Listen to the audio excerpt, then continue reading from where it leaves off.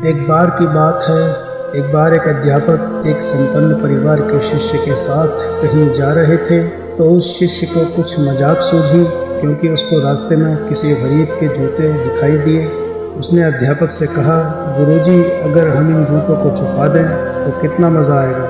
देखते हैं कि मज़दूर पर इसका क्या असर पड़ता है। अब उसको तो मजाक सूझ रहा था, लेकिन गुरुजी ने कहा कि नहीं, गरीब इंसान के साथ इस तरह का भद्दा मजाक करना ठीक नहीं है। उसने कहा, क्यों ना हम इन जूतों में कुछ सिक्के डाल दें और देखें कि इसका इस गरीब मज़दूर पर क्या प्रभाव पड़ता है। उन्होंने ऐसा ही किया। जैसे ही मज़दूर अपना काम करके लौटा और उसने एक पाँव अपने जूते में डाला तो उसको कुछ कठोर सा महसूस हुआ। उसने अंदर हाथ डाला तो उसको कुछ सिक्के दिखाई दिए। वह थोड़ा आश्चर्य में पड़ गया। आसपास किसी को देखा, कोई भी दिखाई नहीं दिया। वापस उसने दूसरा पैर अपने जूते में डाला और वापस उसको उसमें से सिक्के दिखाई दिए। अब दोनों जूतों के सिक्कों को उसने अपने हाथों में रखा और प्रभु की तरफ इशारा किया, हे प्रभु, पता नहीं किस भले मानुष ने ये सिक्के मेरे जूते में छिपाए हैं, लेकिन जिसने भी छिपाए हैं उसको मेरी दुआ है ताकि इन पैसों से मैं अपने बच्चे और पत्नी के लिए कुछ खाना और दवाइयाँ ला सकूँगा। और इतना बोलकर वो चला गया। इस बात को शिष्य और अध्यापक दोनों सुन रहे थे।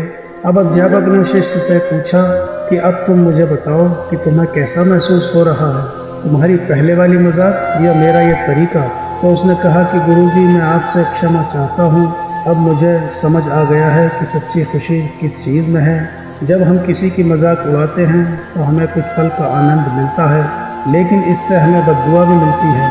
लेकिन अगर हम किसी की मुश्किल परिस्थिति में मदद करते हैं और जिसकी भी हम मदद करते हैं उसको भी पता नहीं कि हमने उसकी मदद की है, लेकिन अंदर ही अंदर हमें पता है कि हमने उस इंसान की मदद की है, यही सच्ची खुशी है। जब हम दूसरों को खुशी देते हैं तो हमें सच्ची खुशी मिलती है। इसी तरह खुशियाँ बांटते रहिए, लोगों की मदद करते रहिए और दान करते रहिए। जिसके भी आप काबिल हो, जितना भी आपसे बन पड़े दान करें, लेकिन दान ज़रूर करें। इसका मतलब ये नहीं कि आपको कंपल्सरी या अनिवार्य रूप से इतने रुपए दान करने ही चाहिए, क्योंकि हर किसी की ज़रूरत अलग अलग हो सकती है।